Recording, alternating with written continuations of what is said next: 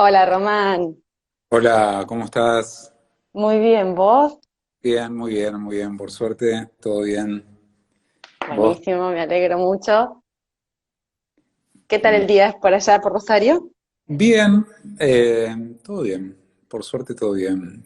¿Buen clima te tocó hoy? Sí, sí, hay un sol divino, la verdad que sí, Ah, está súper bien. me No, alegro entonces, acá también.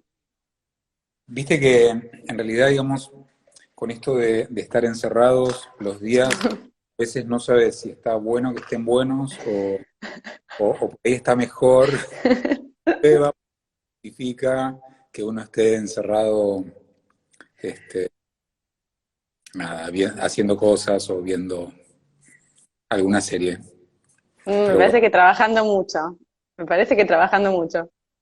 Sí, bueno, sí, a mí la verdad que la cuarentena me agarró en un momento complicado y a la misma vez, como soy docente, el trabajo se triplicó muchísimo, la verdad. Pero bien, pero dentro de todo bien. Es decir, pasé por todos los estados o por todos los sentimientos, todas las sensaciones, pasé por todo. Eh, Ahora creo, sí, qué sé yo, que estoy como en un momento un poquito más, eh, como más tranquilo. Lo que me pasó es que en un determinado momento no podía hacer nada directamente en relación a mi trabajo, ¿no? Mm, Como que un estaba bastante. bloqueo. Sí, me sirvió para hacer otro tipo de cosas, ¿no? Como hice todo un trabajo de archivo, hice otro tipo de, armé como todo material para una web, qué sé yo, hice otro tipo de trabajo, pero me costaba mucho ponerme a resolver cuestiones en torno a la obra, al principio. Después empecé a trabajar en una obra que en realidad es la obra con la que trabajé prácticamente todos estos meses, que fue una sola obra. En líneas generales a mí me pasa que estoy mucho tiempo haciendo una sola obra y no me molesta para nada, me gusta bastante. Me gusta como que, que una obra a lo mejor tenga 3 meses, 4 meses de dedicación. Eso a veces también hace que en una trabajo, digamos, simultáneamente en varios proyectos a la vez, ¿no? Porque si no a veces es un poquito agobiante, pero sí, sí. Así Igual que siempre trabajo. hice de todo, digamos.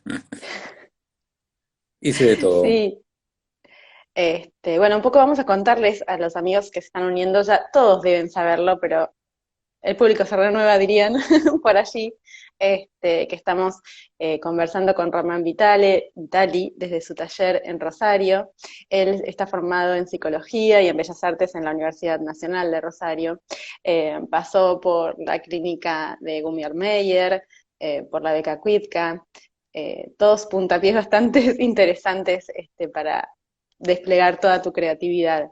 Actualmente estás trabajando con la Galería de Diego Obligado, allí en Rosario, que es tu galería. Y respecto a tu obra, vas trabajando, como estabas contándonos, por diferentes series. Has pasado siempre utilizando el mismo material, generalmente, que es lo que te caracteriza, tu, tu material predilecto es la cuenta acrílica facetada, que la unidad mínima con la que la vas formando es la vas tejiendo como de a cuatro y a partir de allí vas desarrollando tus tramas, ¿verdad? Ujú. ¿Vamos bien? Sí, perfecto. No, en realidad, siempre cuento, digamos, que es como un sistema, al principio lo contaba más, ahora ya casi no lo cuento. Ya, ya no. No, siempre pienso como que la gente ya lo sabe, pero no, es un sistema matemático que proviene en realidad de un sistema de manualidades muy típico, yo lo Ujú, tomé de ahí, ¿no? Muy típico de la década del 70, fines de los mm, 60, pero que en realidad, digamos, es un sistema matemático que es más arcaico todavía, es más antiguo, digamos. De hecho, yo después encontré ese mismo sistema estructural, es un sistema de módulos que justamente, digamos, yo digo que encastran, en realidad no encastran no porque encastran, sí. En realidad lo que pasa es que la tensión en el tejido hace que se estructure, digamos, lo que sería un supermódulo, ¿no? Digamos, es como una Sí, unidad mínima, dura un supermódulo de A4, y a partir de 4 es que se ordena absolutamente toda la forma. Eh, entonces, necesariamente, digamos, siempre cualquier dibujo, cualquier estructura, cualquier morfología es de A4, es decir, no tengo tanta posibilidad de definición, ¿no? Porque siempre sí. tengo que funcionar de esa manera. Y en realidad al principio me parecía que era bastante limitante, porque bueno, yo quería hacer cosas y todo me quedaba como robotizado, tosco o medio pixelado, si se quiere. Después, eso que era como un desafío terminó siendo, digamos, una característica de la obra que me interesa bastante, que es justamente cierta torpeza en la definición de la morfología, ¿no? Mm. Con lo cual, al principio, digamos, nada, mis formas eran por ahí un poquito más rígidas, más robóticas. Vos antes comentabas de que trabajo con series y Sí, microseries. Tengo como series que son más figurativas, más narrativas, donde hay género de escena, situaciones donde se narra algo más puntual. A veces, digamos, esas mismas escenas se tornan más abstractas, y también tengo toda otra serie de obras muy geométricas que están más vinculadas con ciertos diálogos. Toda mi obra en relación se articula a través de relaciones, ¿no? De relaciones mm, endógenas y exógenas, a veces relaciones dentro de mi propio archivo y a veces dentro de archivos de trabajos de otros artistas, ¿no? Con lo cual, digamos, hay momentos donde quedo muy vinculado a la estética de la década del 40, a la geometría justamente de ese momento, al arte madí, a diferentes artistas que son en verdad como una especie de estructura genealógica, si se quiere, digamos, dentro de mi propia obra, porque en verdad es como un poco, va generando un poco el ADN de lo que voy construyendo, de lo que voy justamente narrando en cada proyecto. en cada Eh, claro, entonces, justamente, digamos, sí, se articula un poco a partir de carpetas. Yo a veces lo menciono como carpetas de trabajo, ¿no? Una carpeta figurativa, una carpeta abstracta, escenas, una carpeta lumínica, un mundo vegetal, después proyectos Igual específicos. los vas revisitando permanentemente, no es que trabajaste sobre una serie y quedó allí olvidada, sino que estás permanentemente revisitando tus diferentes Sí, procesos. sí, sí, sí, es como que me voy, está buena la idea de visitar, me voy autovisitando. Me Claro. voy sí, digamos, hubo momentos donde mi trabajo era un poquito más referencial, autorreferencial. Mm, Después empecé a tratar de tocar estas autorreferencialidades con preguntas que son más universales. Es decir, si yo hablo de relaciones padre-hijos, en un punto no es que estoy hablando de mi relación concreta, sino que trato de abordar situaciones un poco más generales y que a la misma vez esa situación pueda en algún punto generar una lectura mucho más amplia que la autorreferencialidad en mí mismo, si no quedo como mm. enquistado en un No, discurso. además estás, cuando trabajas en tus instalaciones, porque últimamente has trabajado bastante de esta forma, siempre estás citando a los artistas que admirás. Entonces hay profundidad permanente y apertura permanente hacia nuevos mundos para el espectador. En el último ¿Se nos proyecto cortó? empecé a citar, ¿se cortó? Yo te escucho. Ah, no, perfecto, perfecto, sigamos. Eh, sí, en el último proyecto que hice, que fue en realidad, trabajé sobre un robo a un museo, donde lo que hice fue, en ese momento se robaron 5 piezas muy importantes y las volví a construir, las volví a hacer, con lo cual me sentí un copiador, me sentí como un ladrón de imágenes más que un ladrón de obras de arte, ¿no? Digamos, y a la misma vez me sentí como me ubiqué también en estos lugares más, como más invisibles en torno a cómo funcionaba en otros momentos históricos donde, digamos, era muy común copiar a un maestro, ¿no? Entonces, lo que hice fue justamente empezar a copiar, y en esa copia, siempre que uno repite, repite más una diferencia, ¿no? Con lo cual empecé a generar trampas, modificaciones, etcétera, pero en líneas generales lo que hice fue volver a hacer las obras que fueron robadas al museo, que son obras muy valiosas, Mm, y justamente ese proyecto fue a partir de que se recupera una de estas obras, que es un murillo, que se recogió murillo. en Uruguay, digamos, en el momento en que se quería vender. Entonces, a partir justamente de esa recuperación, fui invitado por el museo a trabajar en el proyecto. Y en ese caso, ahí justamente lo que hice también fue como de vuelta a abrir una carpeta de maestros, porque me encantó, no sé, volver a trabajar o volver a investigar a Rivera o El Greco, Sánchez Coelho, es decir, y donde empecé a descubrir cosas eh, increíbles también. Una misma pintura de Sánchez Coelho está en tres lugares diferentes, es exactamente igual, a la misma... Nada, empecé como a encontrar micro historias y a generar microdiálogos internos en cada una de estas obras que yo estaba copiando, ¿no? Digamos, que yo estaba haciendo. Por otro lado, a su vez, yo las hacía en el material con el que trabajo siempre, ¿no? Digamos, no era una pintura, pero era una pintura, era falsa, con lo cual, digamos, también había otra lectura en torno al original, la copia, la duplicación, los maestros.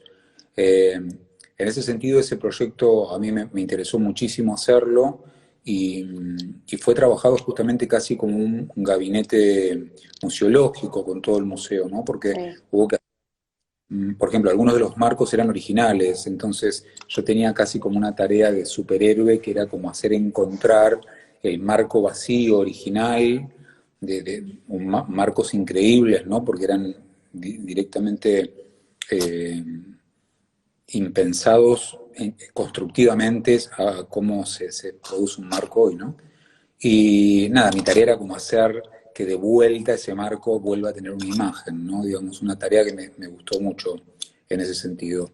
Eh, pero esa es una de las líneas que trabajo bastante, que tiene que ver con robos a museos, que es una línea que me interesa mucho, y el acto siempre lo tomo también como de manera centrífuga hacia diferentes lecturas, porque Claro. en muchos casos los robos tienen que ver también con estas ideas de cómo nos manejamos contemporáneamente con las imágenes, ¿no? Esta idea como de cómo uno se apropia y cómo uno cita y cómo uno teje con un otro una imagen que partió de otro y que se arma como una secuencia de articulaciones semánticas en torno a la lectura de una imagen, ¿no?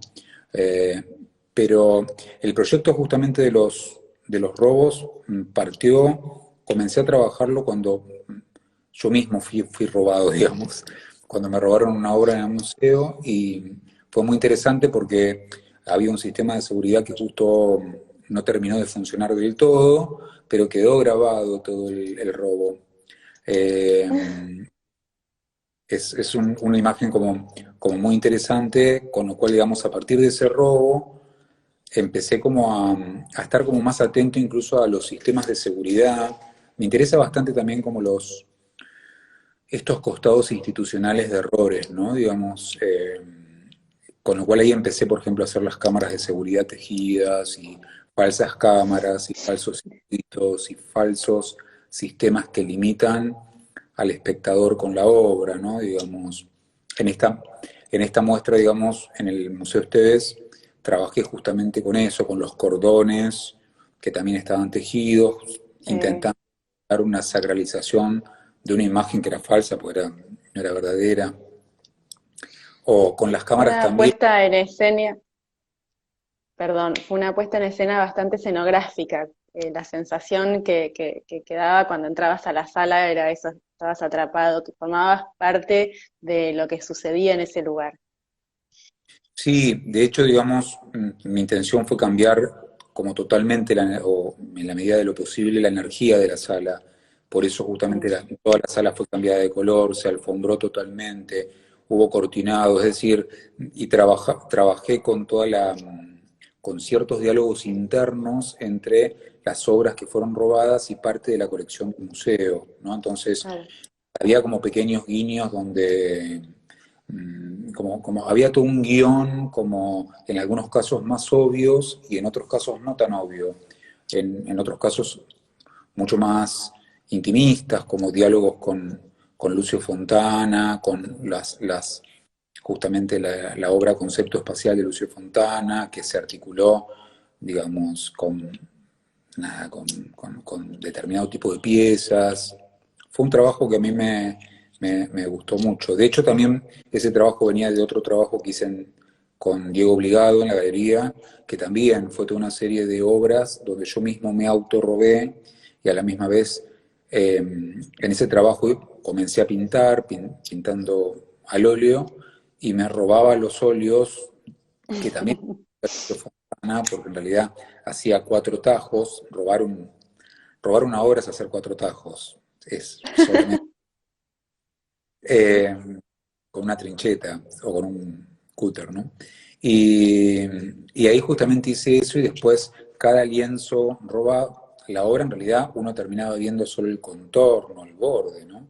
No veía, en algunos casos sí, pero en otros uno no veía el óleo.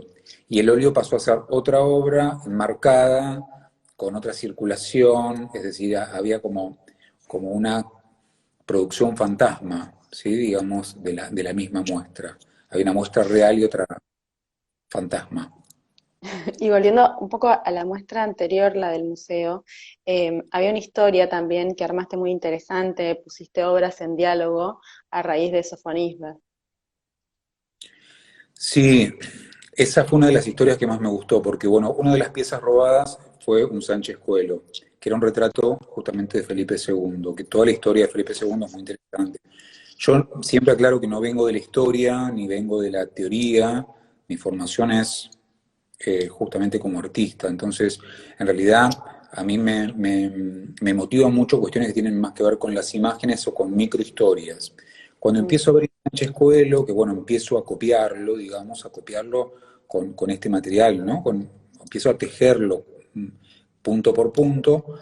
Empiezo a investigarlo un poquito a él y ahí descubro que en realidad había 3 obras exactamente iguales atribuidas, una a Tiziano, que estaba justamente en otro lugar, con lo cual me empezó a llamar la atención de cómo había 3 obras exactamente iguales atribuidas a 3 personas distintas.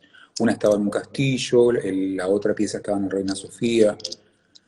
Cuando empiezo a investigar un poquito sobre eso, empiezo a ver, descubro porque digo, bueno, a ver, ¿cuántos retratos exactamente iguales hay?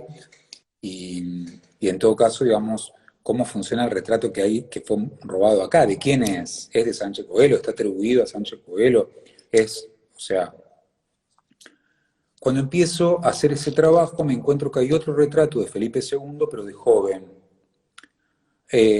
Con lo cual, digamos, me llamó mucho la atención porque era hermoso, el retrato era increíble, y durante mucho tiempo también fue atribuido a Sánchez Coelho, que bueno, era el que pintaba justamente a la familia real, ¿no? Y después descubro que ese retrato, que durante mucho tiempo se pensó que lo había pintado él, lo había pintado Sofonisba Anguissola. Y no hace tanto tiempo que, digamos, justamente se le dio la entidad a que había sido pintado por una mujer. Y ahí Mm. empecé una historia como de una historia interna del reinado, en donde como Sofonisba, que en realidad, digamos, era una pintora muy, pero muy buena, y que por su Mm. condición de mujer siempre estuvo solapada, no solo por su condición de mujer, sino por su condición social también, digamos. Era de una familia muy bien, con lo cual estaba muy mal dedicarse al arte o pintar de esa manera, ¿no? Ella lo hizo de manera bastante escondida, si se quiere, ¿no? Con lo cual, digamos, esa historia me interesó mucho y lo que hice justamente en la muestra fue ambos Felipes, el Felipe joven y el Felipe viejo, están mirándose, ahí hice justamente cambio, Sí. yo las obras las cambio, ¿no? las cambié, modifiqué gestos, miradas, recortes, etcétera, y hice un poco de justicia con ella, digamos, como en un punto, digamos, como diciendo, bueno, tenemos un Sánchez Coelho, pero también tenemos un Sofonisba mirándose y el retrato de una persona, ¿no? Esa microhistoria me parecía que en un punto hablaba de todos estas, estas personas, estos trabajadores que a veces están de manera invisible, pero que están, como suelen ser justamente, no sé, estos lugares que a veces quedan en los márgenes, ¿no? Digamos, incluso son estos márgenes que a mí me interesan bastante dentro de la historia del arte. De hecho, muchas de las imágenes que a mí me interesan provienen justamente de artistas que son bastante anónimos o invisibles, o generalmente cuando voy a museos termino como haciendo como una micro colección, una micro curación de obras no tan conocidas, ¿no? Digamos, qué sé yo, me pasó en el Louvre de París que terminé como en las salas donde no había nadie, no en las salas, en la Gioconda, qué sé yo. Eh, en las salas literalmente más vacías, Mm.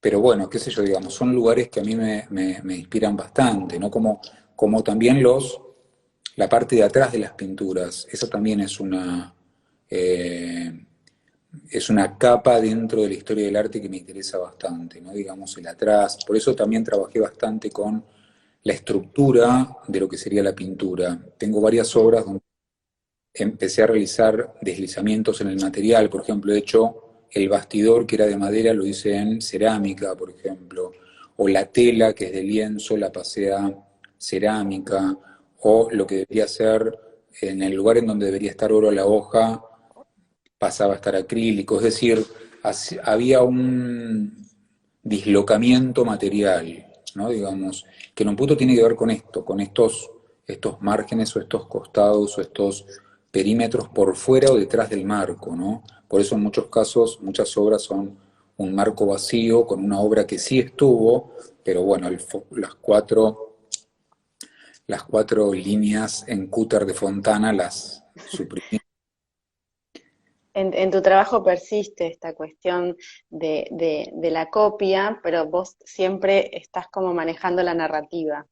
Y, y me gustaría que respecto a esto, que viene todo concatenado, nos contaras un poco lo que estabas trabajando en este momento, en cuarentena.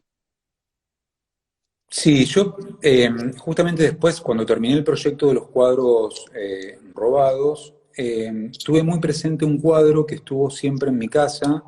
En mi casa no había obras de arte, excepto por justamente mi tía, que es una gran pintora y que, digamos, para mí fue un referente importante, porque bueno, yo crecí junto con ella y el olor, digamos, a la pintura, a los pinceles, a los diluyentes, o sea, que es un olor con el cual yo lo recuerdo de mi infancia. Eh, en mi casa, que no había obras de arte, sí había una pintura, un óleo, creo, un acrílico, no sé qué será, la pintura que estuvo colgada todo el tiempo hasta hace muy, muy poco. Y en realidad fue un regalo que le hicieron a mis padres para el casamiento, ¿no? Y era una pintura marina, una pintura eh, muy sin demasiado atractivo, ¿no? Era un mar nocturno con un faro iluminando o intentando iluminar, unas nubes un poco oscuras. En realidad, digamos, todos nosotros, con toda mi familia, con mis hermanos, crecimos con, ese era el referente de lo que sería el gran arte, ¿no? La pintura, incluso tenía un marco dorado, es decir, era un objeto bastante extraño para la estructura de mi casa. Entonces, a partir justamente de esa obra, me interesó, digamos, volver a esa imagen, que era una imagen que me había acompañado durante tanto tiempo. Con lo cual se la pedí a mi mamá me la regaló, y a partir de ahí empecé a reproducirla. Si querés te la muestro. Sería genial. A ver, vamos a... Vamos a caminar por el taller.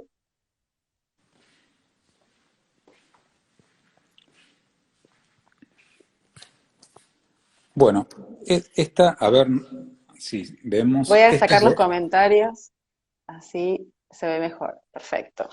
esta es la imagen. En realidad, digamos, no es una imagen tan, pero tan atractiva, digamos. Eh, es una marina muy, muy simple, de un autor muy anónimo. Este trabajo, digamos, tenía un marco dorado muy importante, etcétera, etcétera. Y me resultó interesante, en realidad, toda la cuarentena trabajé con esta imagen, y esta imagen lo que me generó es también un montón de sensaciones y sentimientos hasta opuestos, ¿no? Entre si esta imagen es linda, no es linda, es interesante, no es interesante. Por un lado, pareciera ser que no pasa nada, por otro lado, es una imagen bastante lúgubre. No sé, digamos, todas las situaciones que pasaron en relación a lo que me pasó a mí en A la- pandemia estaban muy relacionada con esta imagen, ¿no? A la misma vez era un mar, yo venía justamente de viajar, donde me había encontrado con acantilados y una imagen donde en ese viaje tuve muy presente este cuadro. Entonces llegué y Mm. me puse a trabajar. Incluso empecé a darle tridimensionalidad, ¿no? Por ejemplo, la ola que está rompiendo sobre ese acantilado, digamos, la fui trabajando con volumen, lo Y se mismo vuelve hice con, en un mar más con- salvaje, por una situación más agresiva de la cuarentena, probablemente, una emocionalidad más cargada allí. Sí, incluso lo que vamos a hacer es lo siguiente. Bueno, por ahí muestro lo que te decía en relación a el canto, la Sí, pintura, sí. o sea, que justamente tiene este borde de la tela, también la estoy generando de manera, voy a tejer todo el borde, Tejiendo. no le voy a poner este marco dorado, y Mm.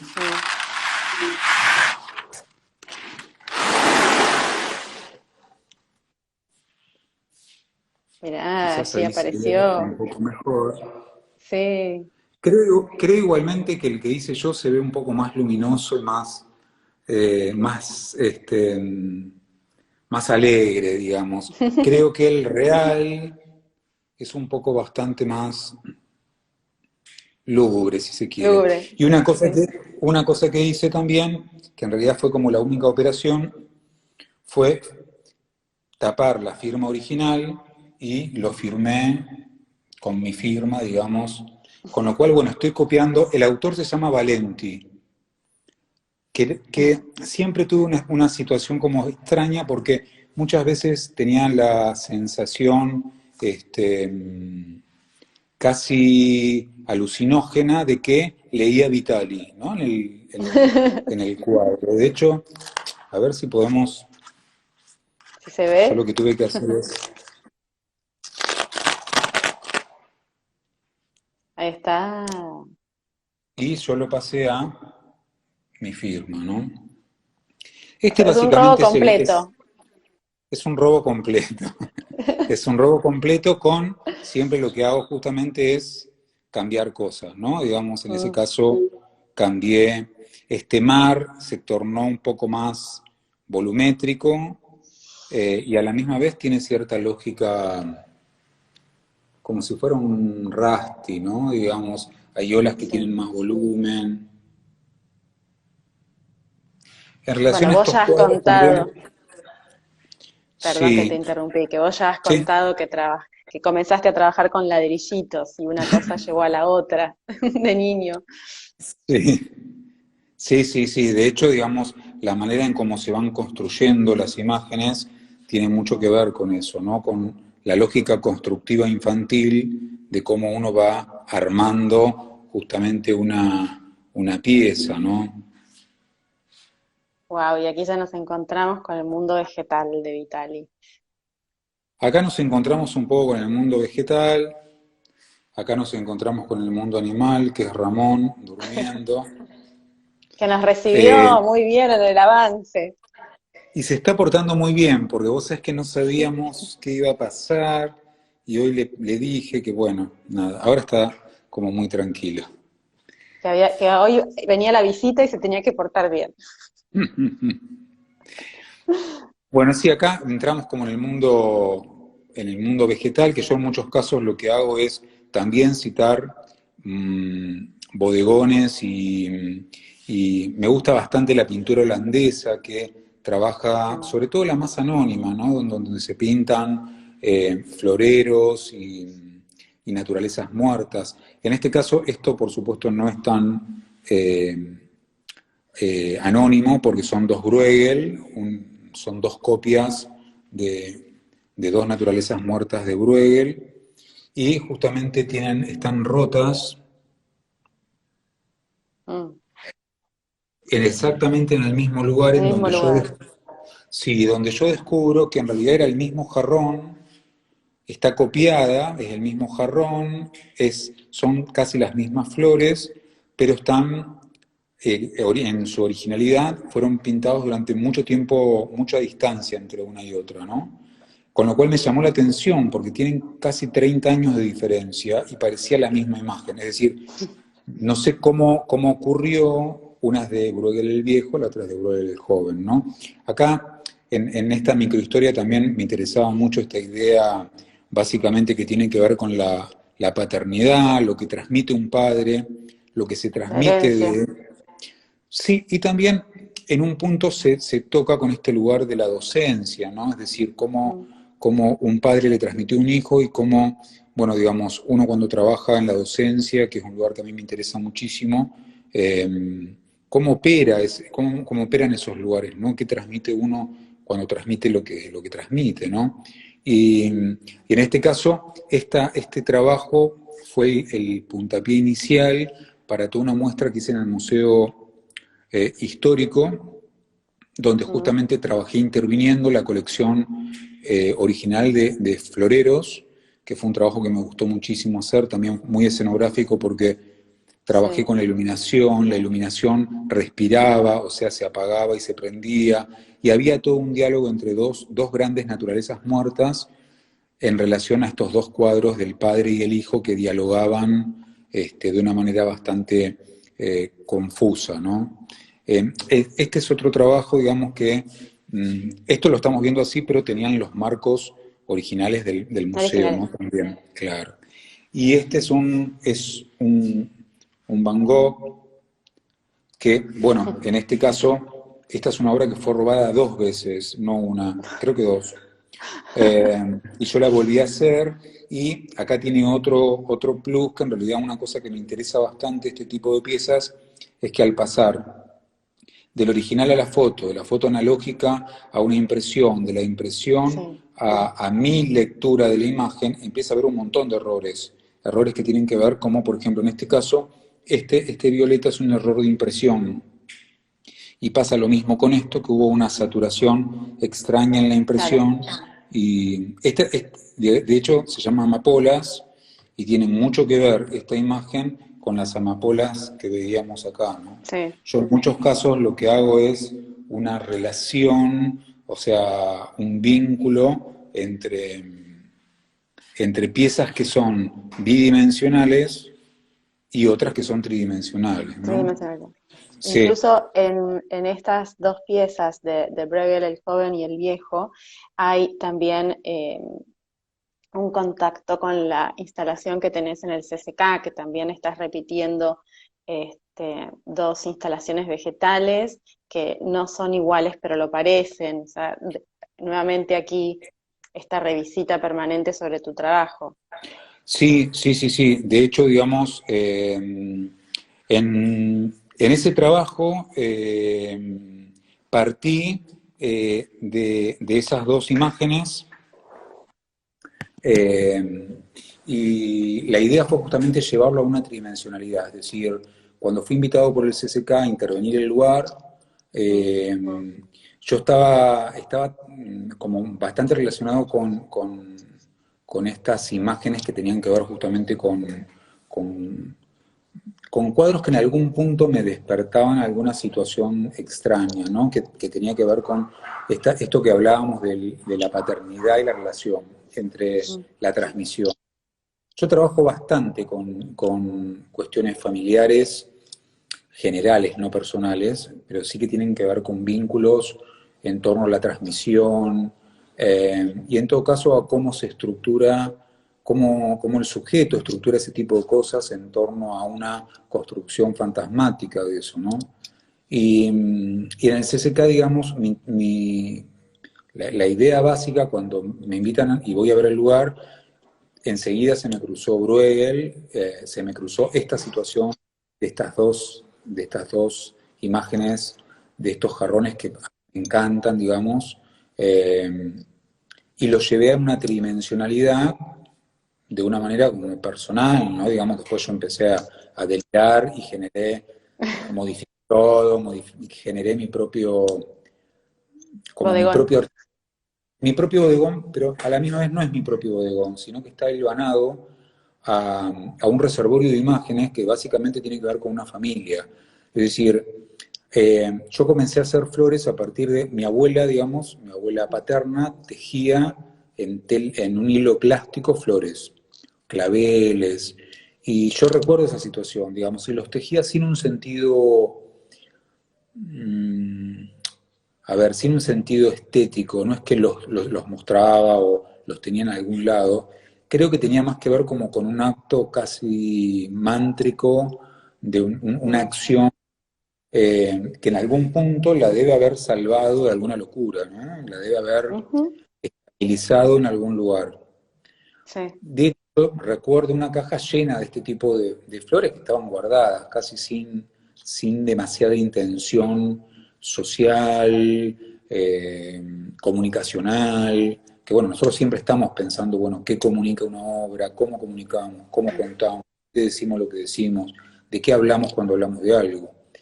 Y en ese caso, digamos, ese fue un referente. Y otro referente también fue que, en realidad, bueno, mi mamá también tiene como mucho vínculo con las plantas y las flores,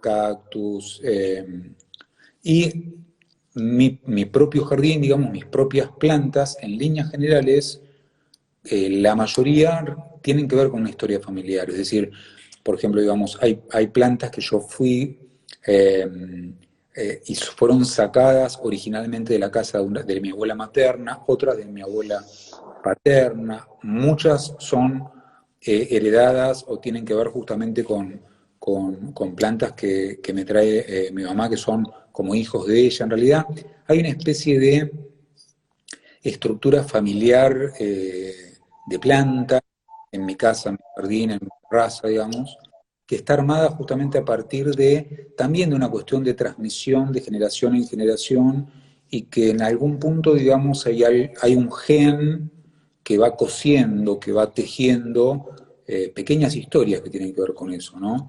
De hecho, muchas de las plantas que yo hago es reproducir plantas que yo tengo y que tienen una historia en sí.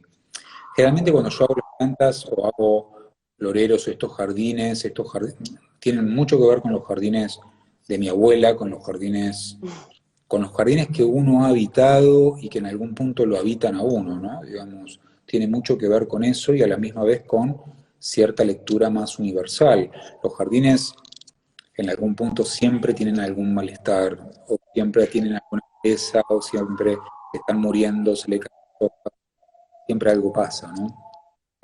Y Eh, ahí pero en hay realidad, como una intención tuya de atrapar esta situación, este detenimiento de estas flores familiares para hacerlas perdurar en el tiempo.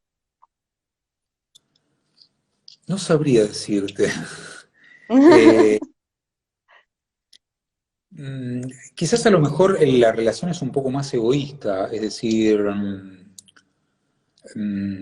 no sabría decirte. Sí es verdad que en algún punto quedan como petrificadas, quedan cristalizadas, es decir, una planta de la naturaleza, digamos, bueno, tiene vida, tiene sus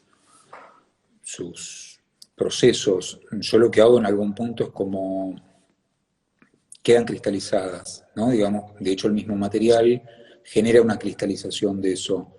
Si bien, digamos, toda obra es una obra viva, cambia todo el tiempo, las obras envejecen, por suerte, las obras cambian, se ensucian, le pasan cosas como nos pasan a nosotros, es decir, a nosotros también nos pasan ese tipo de cosas y está bien que eso suceda, ¿no? Digamos, está muy bien. En líneas generales creo que tiene más que ver con una especie de estructura casi, casi a la manera de una prótesis con la cual generalmente uno construye o reconstruye o sostiene un árbol genealógico. Básicamente eso. Que después empieza a hacer conexiones con este otro tipo de cosas, ¿no? No sé, con las obras florales, con los bodegones holandeses, con Bruegel, con intervenciones puntuales en jardines donde, como he hecho en Casa de América, donde hay obras hechas por mí, digamos, plantas hechas por mí artificiales que se conectan con otras que son naturales y se interrelacionan y generan un diálogo, en muchos casos incómodo, ¿no? Mm. Pero a mí me interesa bastante como en algún punto rescatar esos lugares estúpidos, esos lugares más sonsos, y que en realidad en general son los lugares como que a veces nos salvan de algunas cosas. La situación de cuarentena, muchos de mis amigos y muchos de mis contactos fueron salvados por las plantas, por este mundo Sí. vegetal que rodea, ¿no? Digamos, uno estaba encerrado y eran seres sintientes, vivientes, que estaban al lado de uno, ¿no? Digamos. Y no es algo menor, digamos. A mí en mi caso yo lo veo casi como como si a veces estuviera como ilustrando, como los ilustradores del siglo pasado, ¿no? Digamos, genero como una especie de plantas, en algunos casos reproduzco una amapola que la modifico, la cambio, no sé qué, o reproduzco no sé, crestas de gallos, las sandalias, o sea, ese tipo de plantas que tienen que ver con mi historia familiar, las fui haciendo casi a todas, ¿no? Digamos, las fui como los jardines, estos jardines que sí, en un punto son jardines que no tienen problemas, pero quedan petrificados, ¿no? Sí. Em, Separé una frase de Fernando Farina de un texto que escribió para vos, que dice, no se trata solo de la belleza formal que impacta la vista, sino sobre todo de la del relato amoroso que une con pedazos. Esta cuestión de la belleza formal que impacta la vista es una preocupación en tu obra y en tu reflexión también.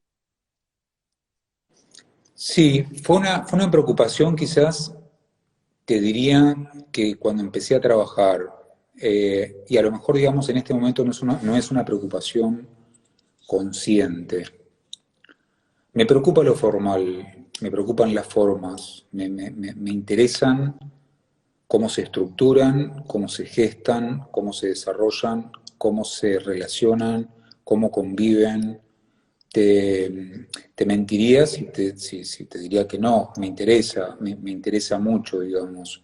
Eh, Esa cuestión formal no siempre tiene que ver con la belleza desde un concepto como por ahí, digamos, lo hemos leído o nos hemos formado en torno a lo que es lo bello, ¿no? Digamos, el Sí. concepto de belleza, por suerte, es un concepto muy móvil, un concepto que todo el tiempo está circulando casi dialécticamente, digamos. Mm. Eh, y eso, por suerte, nos da una oxigenación en torno a eso. A mí me preocupa eso, obviamente, digamos, en mi obra estoy como muy atento a eso, pero no es un requisito que me desvincule con otro tipo de producciones. Al contrario, digamos, a mí me interesa mucho, digamos, no solamente el concepto de la belleza, sino, digamos, el concepto de otras bellezas, o incluso no el concepto de la belleza, sino ideas. Es decir, creo, digamos, que la belleza en sí misma es una idea. Yo a veces no siento tanto como que estoy haciendo cosas bellas, porque me parece que estoy más obsesionado con la historia interna. Es decir, cuando yo te mostraba, digamos, esta marina, bueno, puede leerse como una marina, pero a la misma vez puede leerse como un testigo fantasmagórico de toda una historia familiar, porque en verdad este cuadro escuchó, sintió y tuvo presencia en absolutamente todo un comedor de una familia que vivió durante digamos, un montón de tiempo con ese fantasma Vein- detrás.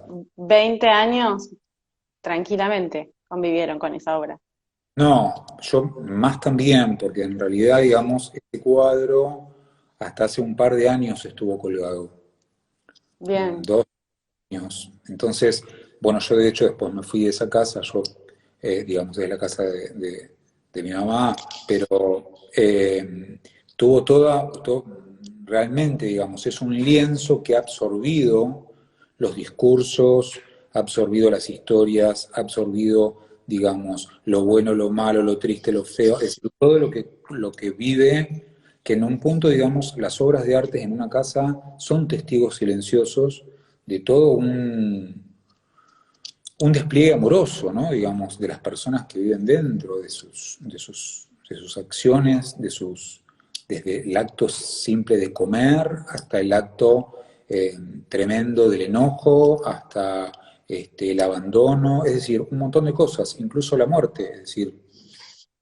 las obras de arte están presentes ahí, siempre, en donde están. Entonces, en tu obra siempre está presente el disparador familiar, porque un poco em, las, las cuentas de acrílico nacen del rosario que vos veías en el cuarto de tu abuela. El mundo vegetal nace desde las flores que tejía tu abuela también, el jardín de tu madre. Estás todo el tiempo llevando de esos disparadores al proceso creativo, a la idea, y después, bueno, lo que sucede y le llega al espectador. Sí, eh, sí, te vuelvo por ahí a decir lo mismo que te decía antes. Parte de Mm. ahí y por suerte, digamos, se desprende de ahí, ¿no? Digamos, después, o por lo menos es el intento. El intento es que no quede justamente con pegoteado, que no quede como amalgamado a una situación subjetiva mía, porque en realidad, digamos, No, es un disparador. los artistas somos una especie de medium, o sea, le damos volumen y cuerpo y entidad a cosas que andan flotando por ahí, digamos, y en el momento en que las decimos, digo decirlo porque en realidad uno, bueno, le pone forma, digamos, a lo mejor uno todo el tiempo construye cosas que antes no estaban, es decir, a lo mejor esto queda un poquito más en evidencia los que hacemos obras en la tridimensión, ¿no? Que nuestras casas se van llenando de cosas y todo el tiempo ahí aparece esta idea de cómo el vacío empieza a ser ocupado, ¿no? Cómo los vacíos empiezan a conformar bloques de cosas acumuladas que antes no estaban. Y en un punto, digamos, está bien, digamos, yo sí parto, obviamente, parto de cuestiones familiares, o sea, el material netamente tiene que ver con el rosario de mi abuela colgado arriba de su cama. Eh, y de hecho el sistema de tejido es exactamente el mismo y yo me voy a investigar a Bien. partir de esto.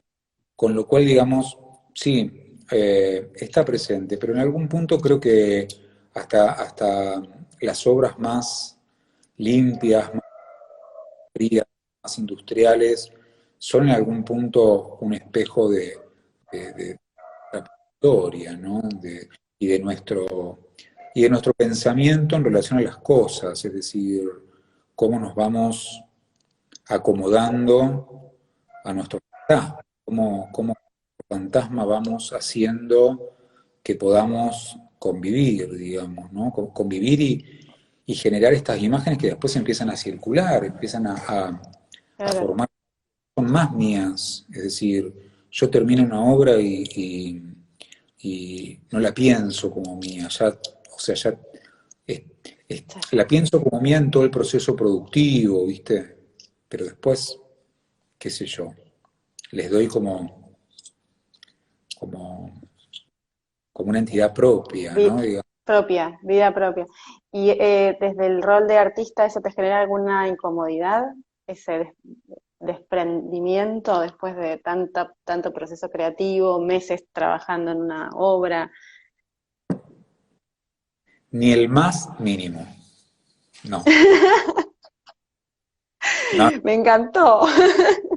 no, realmente, pero por lo que te decía, es decir, a mí me interesa la obra, lo que más me interesa justamente de la producción y del mundo del arte, y es la obra en sí mismo. Después hay un montón de cosas que van dando vuelta, que van contorneando estos lugares que, bueno, forman parte de un sistema y es necesario y necesitamos, yo si fuera por mí, lo único que haría es producir todo el día.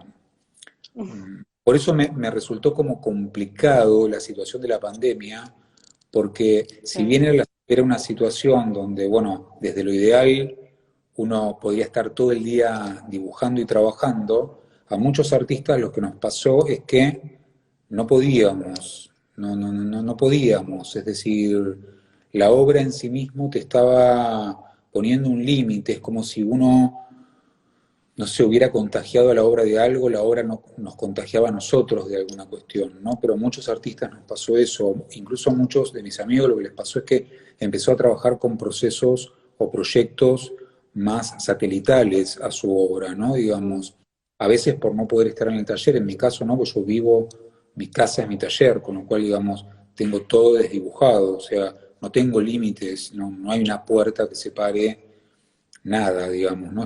Este techo es mi dormitorio, con lo cual, digamos, todo está mezclado. Pero sí me pasó un poco eso, ¿no? Como que me costó mucho, me costaba muchísimo y a la misma vez todo pasó a ser tan virtual y tan del orden de la imagen que necesitaba como un contacto más diferente con la obra, no sé. Ahora Mm. estoy como estoy conectándome de otra manera, digamos, ¿no? Pero estuve mucho tiempo como con este cuadro que avanzaba muy de a poco. No reniego de eso, me gustó que avance de a poco. Se fue cargando pandémicamente de un montón de sensaciones y de sentimientos y de pensamientos y de ideas también, ¿no? Pero, pero no me molesta para nada. A mí me gusta incluso que la obra circule, no tengo problema con eso, que la obra se muestre, que la obra se mueva, no tengo problema con eso, para nada. Con que se venda, obviamente, digamos, Mm. eh, no tengo ningún inconveniente con ese tipo de cosas. Sabes que ya llevamos 55 minutos y se nos va a cortar el vivo en cualquier momento y no quiero que eso suceda así porque es horrible. Vamos a habilitar los comentarios por si hay alguna de las personas que nos están viendo que te quieren hacer alguna consulta y también un poco darte la última palabra por si te quedó algo más para compartir que te gustaría compartir, o ya despedirnos. No, no sé qué decirte. No, eh, no, me parece que es un buen momento. Es un muy buen momento, no solo para los artistas, para todos los que hacemos cosas, cualquier tipo de cosas, desde cocinar hasta cualquier cosa, hasta la docencia, lo que sea. Creo que esta situación pandémica, que odio esa palabra, como que no me gusta para nada, pero nos ubicó en un lugar en donde nos hizo pensar las cosas de otra manera, ¿no? Digamos, y creo que debemos repensar un montón de cosas. Y en un punto yo entré un poco como en tensión con eso, acerca de, bueno, ¿qué sentido? Frente a un montón de cosas uno se pregunta, ¿qué sentido tiene, no? ¿Qué sentido tiene? ¿Qué sentido tiene acerca de, bueno, cómo produzco, de qué manera? ¿Tiene sentido? ¿Qué sentido le doy yo? Porque bueno, siempre el artista, el arte, siempre dijo, bueno, el arte nos salva, el arte nos protege, nos arma una estructura que nos permite. Sí, bueno, en este caso pareciera ser que el arte no nos salvó de nada, ¿no? Digamos, el arte nos generó más preguntas que respuestas, que está bien, el arte siempre es un lugar incómodo, el arte siempre va por lugares eh, impredecibles, el arte no tiene una temporalidad lógica con el momento que uno vive, para nada, eso ocurrió siempre, si uno analiza la historia del arte, siempre el arte está desfasado, para adelante, para atrás, nunca está en el momento, nunca está articulado lógicamente. Pero bueno, en esta situación, digamos, a muchos artistas nos ha pasado eso, ¿no? De ponernos a pensar y a reflexionar y a ver un poco como como el alma interna de la obra, ¿no? Mm. Estas estructuras internas que a veces uno está trabajando tan, pero tan desgraciadamente que no para, ¿no? Digamos, o sea, no se pregunta, este cuadro con esta luz, faro, ¿qué está iluminando? ¿Este faro qué me está...? Yo me hice mil preguntas porque estuve como más de 4 meses construyendo un cuadro nocturno, oscuro, pesado, denso. Bueno, pero la contraparte, a mí como espectador el arte sí me ha salvado en esta cuarentena, me ha hecho hacer mi vida más llevadera. Quizás el artista, en tu caso, es el que se llevó el lugar más incómodo, la parte de la creación. Sí, ¿sabes también por qué? Porque de golpe ahora producir es un acto muy complejo, horriblemente muy complejo, pero por ejemplo te voy a hacer simple, o sea, comprar unas maderas hoy es una situación horrible. Comprar unas maderas, puedo decir, comprar material, todo es complicadísimo, son horas de cola, Mm. no hay nada, no está ingresando ningún tipo de material. Realmente, ¿no? Digamos, ¿hay que seguir produciendo en estas condiciones o hay que rever? No, no lo sé. Yo te cuento la contraparte como espectador. Agradezco enormemente estar rodeada de arte para atravesar este momento. Digamos, de hecho, digamos, yo vivo rodeado de imágenes que no son mías, sino que son de artistas amigos Sí, y encanta convivir con eso y me salvan, ¿no? Pero es un momento difícil para producir. sí. Espero que nos acomodemos y y florezca todo de otra manera. Mm, así Sí. es. Bueno, Román, te agradezco Bueno, muchísimo, muchísimo que nos hayas recibido, y también esta charla. Tuviste un montón de comentarios, diciendo y agradeciendo tu obra, lo bello que es tu trabajo. Así que bueno, nada, a seguir produciendo cuando se pueda, que queremos ver más arte. mil gracias por la invitación, muchísimas gracias de verdad por la invitación. Me encantó charlarlo con ustedes. Muchas gracias, nos vemos. Nos vemos, chao. Chao, chao.